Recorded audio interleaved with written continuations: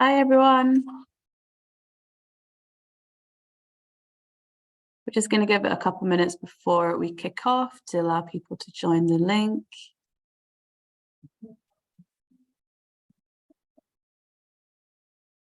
Got a very enthusiastic wave from Jane. Hi, Jane. And Joanne as well. Hello.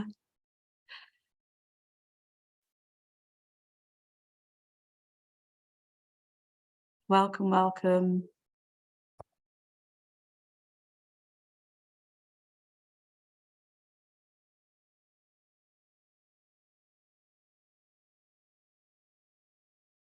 Just a few more joining. Hi, hello.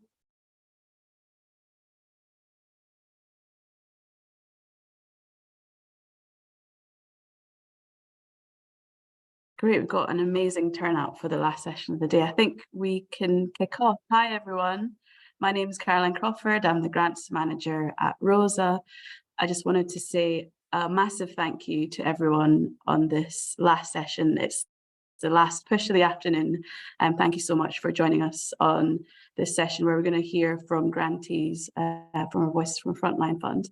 This session will be chaired by our trustee Lisa Rattery, who I'm going to pass over in a second. And we do welcome any comments or any feedback and any questions as well. So please use the Q&A function if you have any specific questions that you'd like answered at the very end. So over to you, Lisa. Thank you so much again, everyone, for attending this last session. Thank you very much, Caroline. Welcome all of you to this very last session of Rosa's conference today. I'm really delighted to be here and honoured to be chairing this excellent panel. So the Voices from the Frontline programme has been running now since 2015 and funds women and girls organisations to do campaigning and influencing work through small grants. And Rosa has now run 5 rounds of the programme, supporting 120 organisations. And the popularity of the programme has actually massively grown since first launching.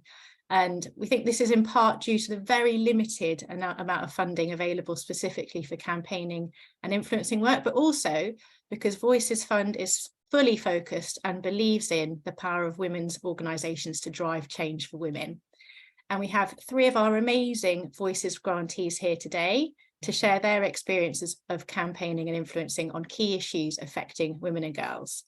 So we have on our panel, we've got Natasha Rattery speaking first from Karma Nirvana. Natasha is Chief Executive of Karma Nirvana, a leading charity in the fight to end honour-based abuse in the UK. Natasha has developed the National Specialist Honour-Based Abuse Police Risk Assessment Tool and has trained 26 police forces across England and Wales. Natasha has also completed her bar finals, specialising in family and criminal law at Nottingham Law University. And Karma Nirvana has also recently successfully campaigned to end child marriage. Second on our panel, second speaker is Megan Pickles from the Growing Club. So Megan is the project manager of the Growing Clubs, which is a social enterprise focused on providing enterprise training for women based in the Northwest. Her main project is to amplify the voices of neurodivergent women by setting up a focus group to research the consequences of late diagnosis or misdiagnosis. Megan has lived experience of dyspraxia and ADHD and is acutely aware of both the disadvantages and the advantages that neurodiversity can bring. The learning will be used to provide greater understanding of the needs of women and to determine how employers can make reasonable adjustments to support neurodivergent women. And our final speaker is Evelyn James. Evan is the campaign manager for Diverse 50/50 campaign at the Women's Equality Network, WEN Wales. Evelyn is an award winner in the Management and Leadership category at the Ethnic Minorities Welsh Women's Achievement Association Awards and is a legal practitioner from Nigeria. The Diverse 50/50 campaign aims to ensure that Wales elects politicians at a local, Westminster and Senedd level that are gender balanced, with meaningful representation from people from Black and Asian and ethnic minority background, disabled people, LGBT+ people, and people with other protected characteristics. The campaign has already had substantial success and now is in its second phase. So we've got some brilliant talks to hear from today. So I'm going to pass over to Natasha, our first speaker. Thank you, Lisa. Thank you for that introduction. I just want to start by saying a big thank you to Rosa for giving us this platform to talk a little bit about the work of Karma Nirvana, to share a little bit about the work that we do and who we are, and also to tell you what we would like to change. I think that was the key question that we were asked to focus on. Just by way of a very brief introduction, my name is Natasha Ratu, the director of Karma Nirvana. Karma Nirvana has been around for 30 years this year. So we set up in 1993, recognising that there was a real absence of specialist support for people affected by honour-based abuse. So 30 years ago this year, so we've got big celebrations next Friday to mark 30 years, but also really significant on our timeline is our National Honour-Based Abuse Helpline, which was established in 2008. And that helpline is now a national service. So we started really small and local, supporting women in Derby, and now we're a national organisation delivering the helpline that's commissioned by the Home Office. And on average, we get around 12 to 13,000 contacts on the helpline every year. So we've really grown from a very, tiny seed into a mighty oak tree. The question that I've been asked to reflect on was quite difficult, because I think in this space, in terms of all the great advocacy work that people in this space do, I think there are just so many things that we would love to change. But I did manage to think of one thing and shorten this very long list down. To give some context to the thing that Karma Nirvana would like to change, I want to tell you a little bit about how we see the problem of honour-based abuse and the issues. We've been around for 30 years, yet despite all the work, for decades on this agenda, we're still really not any closer to really understanding the scope, the scale and the prevalence of this issue and how it's affecting people across the UK. It's such a invisible but thriving issue. So in order to kind of explain how it is so invisible and why it's so invisible, it's twofold really. It's really important for people to understand how honour-based abuse can take place and how it affects people. So through the work that we do, we see that there are many people impacted by this that are expected to live their lives according to honour-related norms and expectations. And people within this can experience honour-based oppression, often from a very early age, which means that they, because of how early it can happen in life, live in a way where they're conditioned to believe that these expectations are just the norm. And that results in normalisation of oppression and normalisation of abuse, but also compounded by this wall of silence, because within honour-based abuse, shame is such a huge factor and stigma, which makes it particularly difficult for people not only to recognise the abuse that they experience, but also to speak out against it. And I think looking at it through this lens from a victim's experience, you can see how and why this is so significantly underreported.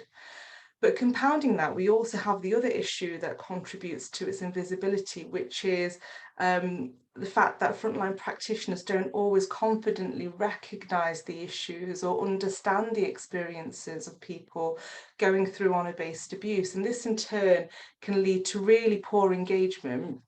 And sometimes, often, it can also lead to really inappropriate responses, which we see on our helpline, puts people quite often at risk. We also know that statutory bodies don't have a data framework to capture any of this, which again contributes to its invisibility and the very limited picture that we have.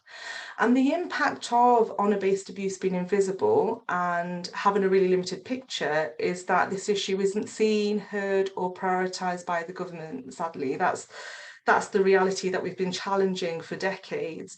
And sadly, we see that the government only really seek to tackle honour-based abuse so far as it relates to forced marriage or female genital mutilation, which are just a very small part of a much bigger picture. And unless a victim is going through a forced marriage or FGM, all of this other abuse is missed. We don't even have a government definition of what honour-based abuse is, which for us really should be the starting point. If we want to be able to progress work in this space, if we want to adequately be aware of it and identify it and resource it, we've got to start with the definition.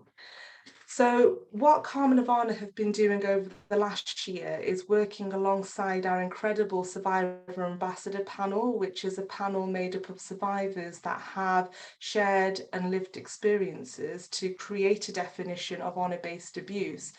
And that's enabled us to ensure that the survivor voice is at the heart of that definition, which is really, really important. And it's important to say that it was really difficult to craft that definition because all of the experiences are so complex and so diverse of each other, but we've been able to produce something which the survivors feel actually represents what their experiences are. We're going to be launching that definition at our Day of Memory event that takes place on the 14th of July every year, which is the birthday of Shafilia Ahmed, a young girl who was killed in an honour killing by her parents. And what we hope to achieve, I think that was one of the other questions I was asked to reflect on, what we hope to achieve through this new definition is really some universal understanding and recognition of what honour-based abuse is, and to have a definition, most importantly, that reflects the lived experiences of people that go through honour-based abuse, so that survivors and victims can feel like they are understood, to feel that their needs are responded to. And what we really hope, and I mean, it's ambitious, but we hope that the government will recognise and adopt the definition, and will adopt it into policy that responds to VAWG and domestic abuse, so that we have that better representation at a central government level. The reason I say it's ambitious is because it's really difficult to see with the government that they do even recognise this issue or prioritise it, but that's where we seek to take this definition next and to progress it. So that's a little bit about me, Lisa, and some of the things that I could have talked for hours and hours. There's so many things I could have shared, but because we're launching that next week, I thought that'd be a really good one to share today. That's amazing. Thank you so much, Natasha. And hopefully, we'll get lots of questions in the Q&A that allows you to share a little bit more as well. Thank you so much. I'm now going to pass to Megan. I think Megan is speaking next. Hello, is my mic working okay? Yes, we can hear you loud and clear. Amazing. So first of all, I want to say thank you for providing this opportunity to be on this panel with such incredible other panelists. It's my first time doing anything like this, so please bear with me. But I really appreciate this opportunity to talk about the project that we're doing and why we think it's really important. So I'm currently managing our Neurodiversity in Women project, funded by Rosa's Voices from the Frontline Fund. I have dyspraxia and ADHD, and when I first started working at the Growing Club, I found out that the founding director and also my manager, Jane Binion, is also dyspraxic. This then led to some wider conversations between us and other people who are within the organization about neurodiversity in women and how this can play out in workplace settings. So the issue that we're tackling stems from, for many years, many aspects of medicines, women have been excluded in the medical trials. So there is often a medical bias towards men. And with neurodivergent conditions, symptoms can present differently in women than men. This has meant that many women are being misdiagnosed, often with mental health conditions, or go undiagnosed completely, but that means the underlying cause is missed. And often women are also more likely to mask their symptoms, which means that this contributes to, these misdiagnoses. But also the consequences of masking can be very severe, with extended periods leading to higher levels of anxiety, burnouts, and just long stress. So we also have this separate issue about productivity levels in the workplace and how they're not, they could be a lot better. But so many women who are neurodivergent are putting so much energy into trying to either mask their symptoms or manage things that they really are trying to hide instead of their skills being supported and working to their strengths. So with this project, we wanted to see how workplaces could be better and actually how we can empower neurodivergent women to work to their skills and actually have this better workplace environment. So the change that we're trying to bring is to firstly ensure that in the future, there are fewer women who are slipped through the net. So have a better understanding of how these symptoms present in women and how this plays out so people don't just get missed. And currently what I'm doing is speaking to those who have either been diagnosed or misdiagnosed and their experiences in the workplace, focusing on how it's felt when their skills have been valued and supported. And I'm not just talking to people who have been diagnosed, I'm talking to people who self-identify with this project as well, because the access to diagnosis is so much harder when you're an adult. So it's really important to understand how these differences play out, especially at an earlier age, because if you think about something like dyslexia, there is no way of getting a diagnosis that's not self-funded. There's no kind of right to choose funding. So that's one issue. And what we also want to change is the perceptions around neurodivergent people and the skills that they have, and try and shift that so people don't feel like they need to hide their struggles. And just to create an environment where neurodivergent women are actually valued. So how I've decided to go about this was to use an experts by experience approach. And how I've done this is by doing a press release, calling out for people who identify with this project to come and do either interviews, a survey, and this will all then culminate in a focus group to discuss experiences, challenges, and what people think the potential solutions to these challenges are, and of course how it's felt when their strengths have been supported. And this will then be used to make recommendations to employers and to policymakers to then talk about how best to support staff. But I think what's also really important is to look at it more holistically, because of this issue of so many women not having a diagnosis and maybe not knowing that they're neurodivergent. So what can people put in place for people who may not know and then find that they're struggling? So at the end of this, we're going to be doing a symposium on the 23rd of November, where we'll be inviting both employers, policymakers, and the women who have been involved in this project to all come together and talk about what we've been discussing in these interviews and focus groups, and talk about what could actually change. And I'm hoping this will then spark a wider conversation about this. And I think it's really important to engage with both the women, the neurodivergent women, and the employers together, because it's just important to actually spark that conversation. And in the meantime, in the run up to that, we're going to be doing a social media campaign to talk about how these skills have felt. It's mainly about how these skills have felt when they've been supported. So far we started a podcast, and that's been interesting, quite fun, just to talk to people, and we'll be doing a series of a social media campaign to hopefully spark this wider conversation. And we're hoping by using the narratives of neurodivergent women, we can use this tool to lead to more awareness and challenge the social norms.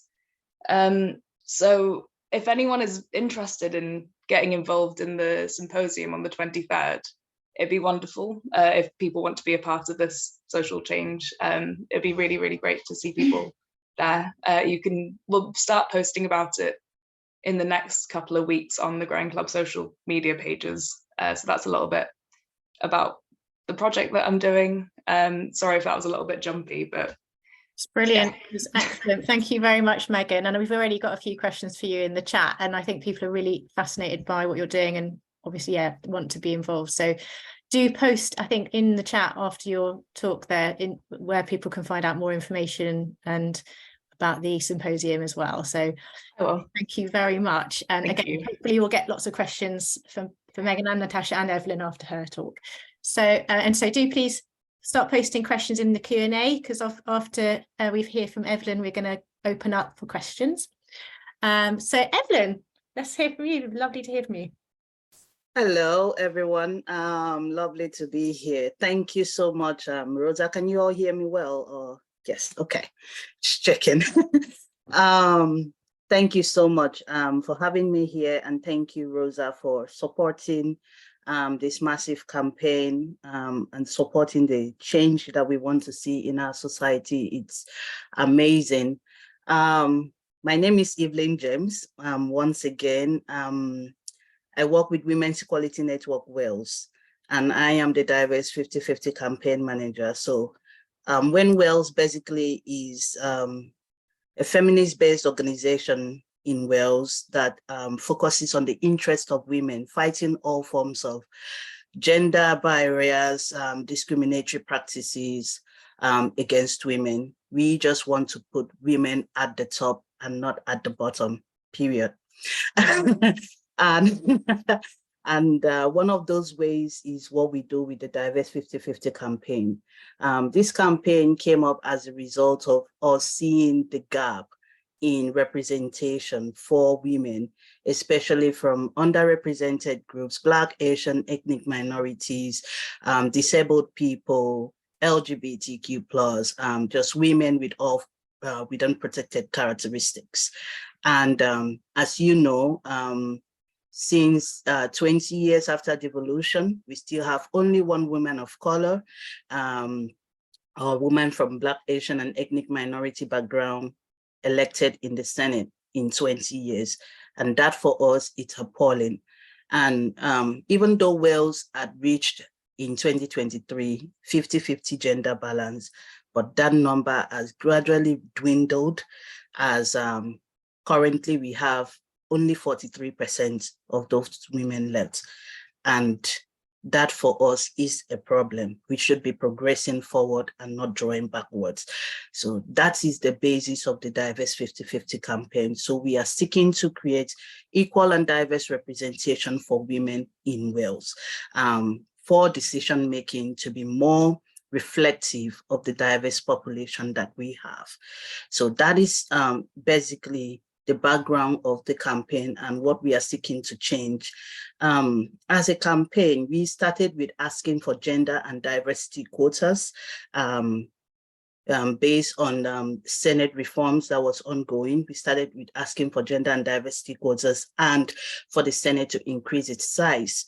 And we kept pushing, speaking to relevant stakeholders, and started building up like a coalition of partnerships across organizations in Wales, reaching out to partner organizations, people who were driven and passionate about the change in leadership and how reflective such leadership should be to capture the diverse voices in this society. And so that's how I started the campaign, reaching out to those groups of organizations, coming together to have a uniform purpose. And then we started pushing through with the specific acts that we requested from the Senate government and from the Senate and the Special Purpose Committee that was looking into Senate reform. And thankfully in 2021, we were successful in pushing through for legally binding gender quotas. So it's no longer going to be voluntary measures, it's going to be legally binding gender quotas. And in 2026, the Senate will be looking at appointing 36 new members into the Senate. That means the Senate increasing from a number of 60 to 96 new members. And this for us is the time for us to push for that change, to actualize the dream of having the diverse Senate that we want to see. This goes beyond the Senate for us as well, as we have also reached into like the local government level, where we also want women from diverse backgrounds to be part of, standing for councillors and just being part of their political parties and shaking things up, having their voices heard, being part of the decision-making processes. And so for us, that's the change. And we now narrow it down to this phase 2. We continue to push for the implementation of the gender quotas. It's been agreed to by the Welsh government, but how do we get women ready to stand for elections come 2026? So we are now lobbying with political parties to get them to create practical diversity plan that can put women in winnable seats and strategies that can create more diversity within the parties and get more women from underrepresented groups involved in the politics. And we're doing that with a host of over 45 coalition partners who have joined this campaign. We started with 20 and now we are at 45, which is amazing. And one of the focus area again for me that I'm really passionate about is the grassroots campaign. So even though we've gone with the top-down approach, we also realize that it is important for us to go into communities and speak to women, get them more excited about the reform, about what's happening in decision-making, and get them involved. So we've been hosting regional campaign meetings. We went to Swansea, we went to Bangor, North Wales, we're working on getting to West Wales and all of that. So the essence of the grassroots campaign is to, again, create the awareness. And because a lot of women have given up in these communities about leadership, about their voices not being heard, about their needs not being met. And so for us, it is important for them to know the importance of this moment, the unique opportunity the 2026 and 2027 elections presents for us, how we can power that change.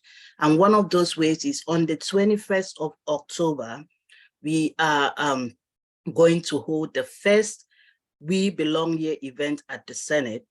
It is for women all across Wales. It's a one-day stand action for women across Wales to come together and celebrate their uniqueness, their achievements, and also hear from women who are in leadership positions, whether at the Senate, the MPs, the community councillors, the county councillors, from all levels of representation, the youth parliament, for that one day to come together and the women from different grassroots communities to come and celebrate, have a talk, a conversation, let's dialogue. What can we change? What can we do better? Share the challenges and ways that we can break down the barriers. And for us, that is one way that we are going to push the change that we want to see. So I wouldn't keep going on and on because I'm sure there will be questions, but basically this is what this campaign is about. The influencing that we've been doing is ongoing, and the change we want to see is when we have leadership and representation reflect you and I, as we are in this meeting, the diversity in the room, the unique voices, the amazing women from different backgrounds that we have, and we will be there. Let's keep pushing. Thank you so much for having me. Thank you, Evelyn. That's amazing. And I think you've stunned our participants, all of you, into silence, because I don't see any Q&A questions from everyone. I think people are still processing all of the amazing work that you're all doing. So I'm going to take chair's privileges here and ask a few questions myself. I'll start with Natasha. Natasha, you spoke about the fact that at the moment the two areas that people sort of seem to know about honour-based abuse is around FGM and forced marriage, and you spoke about the work you've done on coming up with a definition. What's your route for getting that definition adopted? How, what's your channels and how are you going to get that to be adopted?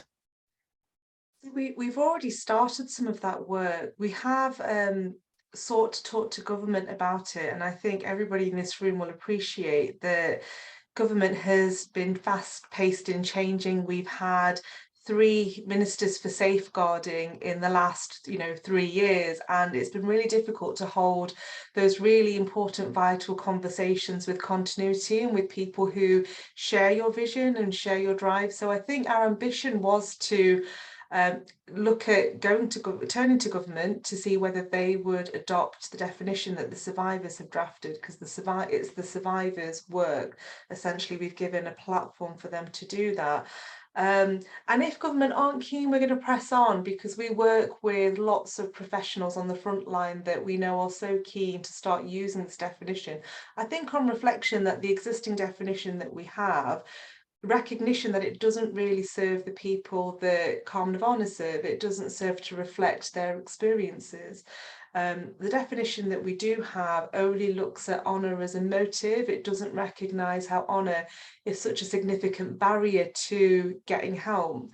So we will be sharing and launching that definition universally next Friday for everybody to use, and we'll keep pushing with the government. We've got elections next year. There's so much uncertainty, isn't there, as to direction, but we're just going to keep pushing with it and using it and encouraging others to do so too. It's amazing. Thank you so much, Natasha. And everyone, watch this space for next Friday. Please do share a link as well, Natasha, to anything that you want to share with the group into the chat. And I'm just looking to see if there's any questions. Right, we have got one from Joe, which is, what was the most effective way in sensitizing the community to the issues you are campaigning on? What made people care for the issues you're campaigning on? So that's actually a really good question. Megan, do you want to give a first shot at answering that one? Yeah, could you repeat the question? Yeah, absolutely. Please? So what was the most effective way in sensitizing the community to the issues you are campaigning on? So this is the people you're kind of, I guess for you it's employers and other, you know. So how do you get them to care? How have you got them to care about the issue you're campaigning about?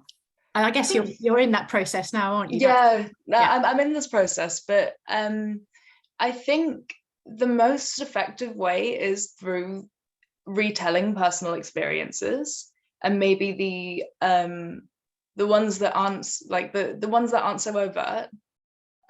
So one kind of thing springs to mind is some people don't want to tell their employers or tell their other co-workers that they're neurodivergent, because they've seen how their co-workers can act towards another member of their team who is neurodivergent. Just hearing people say, oh, well, she's a bit weird, isn't she? When does this make sense? So it's so they won't want to tell them because they can see that this other person is struggling, but that like understanding and knowledge and empathy isn't there. So when you can kind of tell employers that it doesn't run just to like productivity, it's actually just, it's so ingrained in everything that people don't understand this issue. I think it's kind of experiences like that can make people care. And also telling people about how burnout actually, what burnout actually is. Because I think on the one hand, people understand what burnout is, but then I don't think people really understand the severity of it and how much it can actually take a toll. So it is just retelling those personal narratives of those experiences and how actually serious it can be. So people understand the gravity of, it's not just this buzzword currently, this is like affecting people's mental health and actually physical health as well. So I think that answers the question, actually. Yeah, that's great. That awareness of what it really means. Thank you, Megan. And Evelyn, did you want to have a go at answering that one as well? Could you repeat the question again a little bit more? So it's how do you, for you, it's obviously about increasing the number of women and diverse people represented across all levels of government, and it's about how have you gone about when you're campaigning, have you gone about getting people to care that this is an issue? How have you gone about getting people to really care that this is an important issue that people should really get behind? Absolutely. So I think for me, it came from a place of lived experience. People relate to lived experience. I have faced the barriers and access to opportunities, being a Black African woman and being an international student when I came in, and just getting basic things like job opportunities that you have clear qualifications for and things like that, or even being heard when you're trying to explain your situation. When I was pregnant, it was so hard for me during labor in terms of going to the hospital. My pain was not valid enough. I wasn't in labor enough. I wasn't screaming enough how I'm supposed to be screaming, and just a whole lot of back and forth. So I think these are the things that just fueled my passion about the campaign. If I could just change or make someone understand the need to have someone who looks like me on that decision table, who can relate to my pain, and it would be a little bit better in the society, how I'm being treated, how I can access certain opportunities. And so I think I came from that approach. So it was about first finding like-minded organizations that sort of related to the experiences of women not being heard, or issues that were not being addressed. Like we had cases of, we have partner organizations with women who have cases of endometriosis, or even as people in the panel have shared, the neurodiversity, the issue is massive, and how it is overlooked because you don't have people reflected in that decision-making table who understands what it means to be neurodiverse. And so they can address or pass policies that can take care of the issues. And that is where I pushed the campaign from. So it was about building that coalition phase, having that uniform purpose so that we can push specific acts and how we wanted the government to listen to us and implement a law. Because for me, voluntary measures is no longer enough. It's not about pleading to the conscience or telling someone, acknowledge me, I'm here. It's a right as a human being. If someone is making decisions on your behalf, you have the right to be part of that decision because it impacts on you directly. So that's the angle to which I push the campaign. And greatly, you can see like people could relate to it from underrepresented groups, from these communities, because they are all going through it. We are all facing it. That lack in representation is impacting all of us. Housing issues are not addressed. Health issues are not addressed. You don't have access to opportunities because we are not at the decision table. And that is where I drove the campaign from. And I think the other thing that has worked is going to meet the Senate committee was like a dialogue session. It's not like we were going there to fight and say, look, you need to give me this and that. I discovered that we needed to make them understand, why do we need this now? Why does it need to happen now? So it was that dialogue, through that dialogue session, that I used myself, my lived experience, those partner organizations, those women in those communities shared their lived experience, how the policies impact them, how the gap impacts them, and that's how we drove the vision for gender quotas and diversity quotas. Even though diversity quotas was not agreed to, but the Welsh government is strongly behind creating policies with political parties that can embed practical measures to increase diversity within political parties for women. But first thing, gender quotas is through the door. That's the steady change that we are going to keep pushing for. Yeah, so that's how it worked for me. That's absolutely right on the money, Evelyn. And I have to say, I'm so 100% behind you on that, because we absolutely need representative decision making at all levels, and Evelyn has just beautifully explained why that is. Thank you so much for doing what you're doing, and you know, I'm super glad to be hearing from you. So Natasha, I've got one for you actually. So so it's actually about some of the issues that you spoke about, was about how honor-based abuse is invisible and unseen, and one of our questions is saying, you know, what advice do you have on explaining these unseen issues to stakeholders like funders, donors, and local stakeholders? How do you get people to take notice and hear and see things that are unseen and invisible? Yeah, it's a really important question, because sadly lots of people want to look to the data, or they want to look to, you know, where can you evidence that this is an issue? And the reality is, if you have underreporting because people don't have the confidence or don't recognise the abuse, then you won't have that. So just to really echo what Megan and Evelyn have both said, the survivor narrative is absolutely critical. And to talk to the point that Maria has put in the chat, about the challenges of sharing some of those experiences. There are a number of challenges, because what we don't want is for survivors to feel, or people with lived experiences to feel, that they are just sharing their experiences, which are so traumatic, and they're not part of the process of change. They're not part of the decision making. They're not part of, you know, the vital work that takes this campaign to the next level. And I know that Maria's from Girls Not Bride, so I'll just talk to that as an example, because we are co-chairs of Girls Not Bride, and the child marriage campaign that we have been working on for the past decade, I think, is a really good example of how we've been able to make issues that are very invisible become more visible. I think the first thing that we did really well in that campaign was collaboration.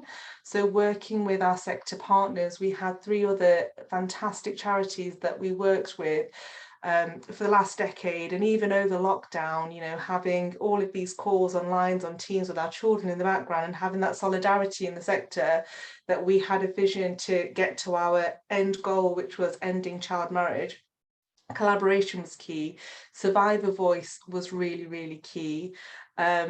Some of the data was also important for government to shift in their thinking, because government were of the view, well, this isn't really a problem, you know, we're not seeing much child marriage, but actually the problem was they weren't recording the data. So being able to highlight some of that, and also duties as well. We know with child marriage that the Sustainable Development Goals were a real big push on government to want to do something that they were reluctant to do. We have an ambition to end child marriage by 2030. So, you know, using all of these different things were really important. But I think the sisterhood and solidarity of collaboration was a real asset to that campaign in particular, with that survivor voice. Thank you so much, Natasha. I think we run out of time for questions. We did have one more, but I think that actually it was for Megan, just around how you get through the employer's door and what's the evidence that makes them listen. But I know that that is something you're working on right now. So I don't know if you want to give a quick response to that one before I... Yeah, I can give a quick one. I think so I haven't got any evidence so far, because our main event is in November. But I think what I've been doing so far is through accessing different networks. So being in conversation with the Chamber of Commerce in Lancaster, them and asking them to put this project out in their newsletter, and the Federation of Small Businesses as well. I've been talking to their policy team about how they've gone about stuff that is not the same but similar in outcome, and just finding those networks and putting this out there so people are aware of it, I think is a good place to start getting through employers' doors. And yeah, I think that's a good place to start. Yeah, and it was, and just a little bit, I think, about the evidence that's makes them listen. But I think that is also what you've said before about, you know, retelling the stories of people who are experiencing, and that's, and your evidence base is people with lived experience. Yeah. Excellent. No, thank you so much. And I think that there's some, you know, I don't know if anyone's got any more questions, but I think we're almost out of time. But I'll just quickly ask the panel if they had wanted to share anything else that they hadn't had a chance to share.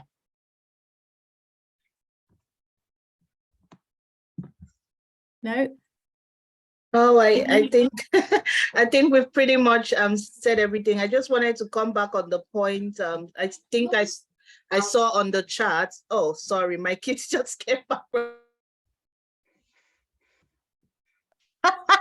Always the way. Always the way. No problem. Sorry. Evelyn. The boys just came back from school and without knowing, they just bumped into the room. I apologize.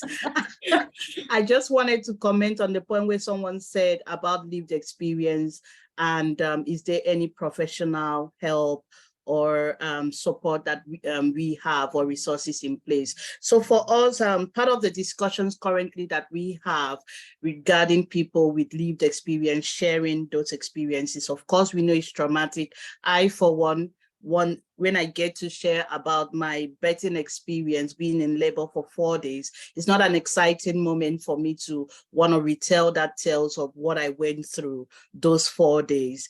And that has sort of made me realize also how it feels for some other woman or some other person to share traumatic experiences of what they've been through. It is ideal to have that, to sort of make people in these positions understand why they need to change the culture, the policy, and the practices.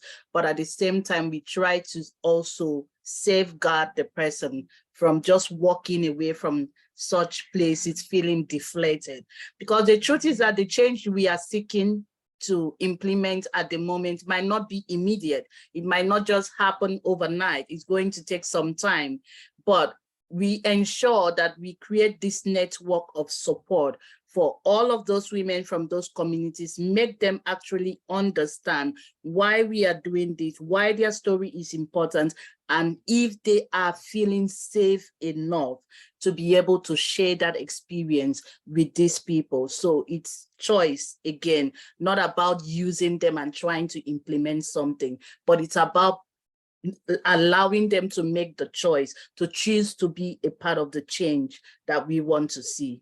And that's the angle where we come from. And of course, when it comes to their time, giving away their time to come for such meetings or to gather at such places, of course, we do our best to ensure that they don't go back empty-handed, not because money is the ultimate goal, but also we need to find ways of empowering each other. That's it.